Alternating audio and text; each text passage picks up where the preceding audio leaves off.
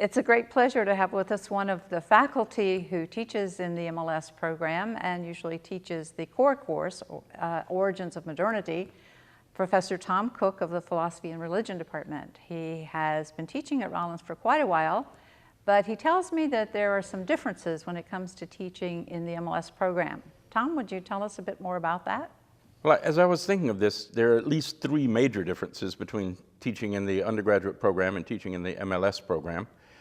For one thing, the students themselves, our undergraduates are in college for all kinds of different reasons, but the MLS students are in this program almost without exception because they are just deeply interested in the big ideas, in the great books, in the history of the Western intellectual tradition.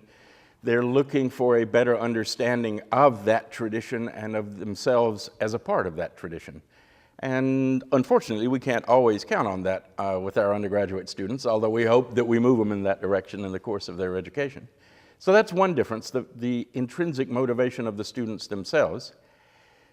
Secondly,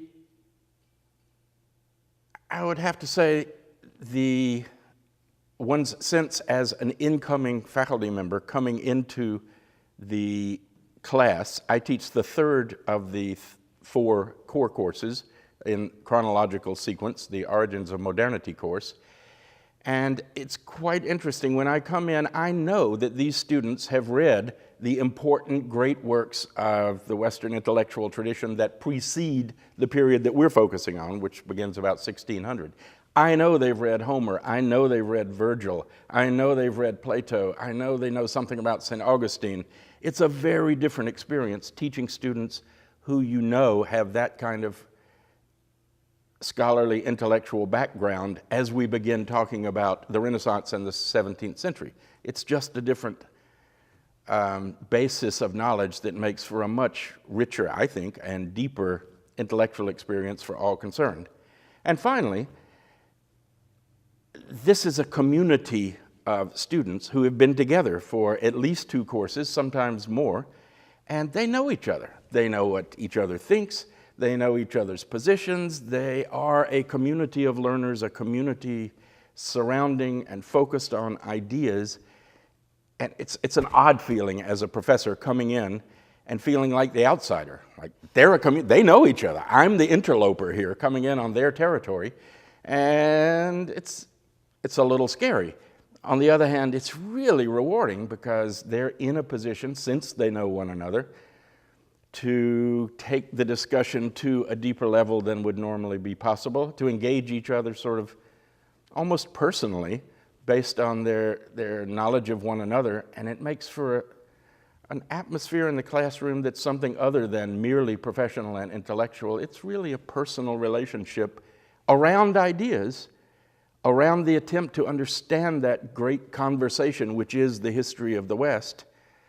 Ideas about goodness, about truth, about justice, about evil, about faith, about reason. These ideas that they've been thinking about among themselves for at least a year, and to step into that ongoing conversation and try to move it forward a couple of centuries, it's really a wonderful thing.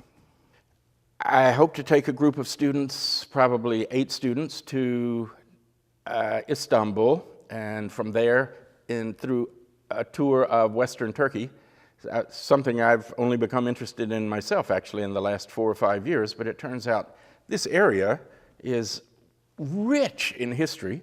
We're going to be looking at the Greco-Roman period in Turkey, what scholars call Asia Minor. We're going to talk about the Byzantine Empire, which was focused in Constantinople. We're going to learn about the Ottoman Empire, this broad Islamic empire all the way up to, well, until World War I, really.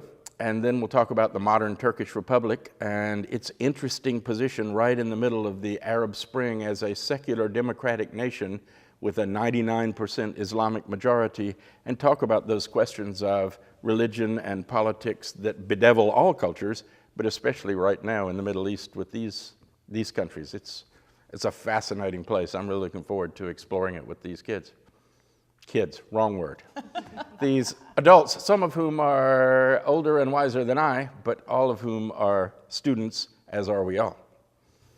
That's one of the great things about traveling with the MLS students. We are grown-ups, but we take a childlike enjoyment in this opportunity to travel and learn together. Well put. Thank you very much, Tom. It's been great to have you with us here today. Pleasure to be here. And look forward to traveling in Turkey.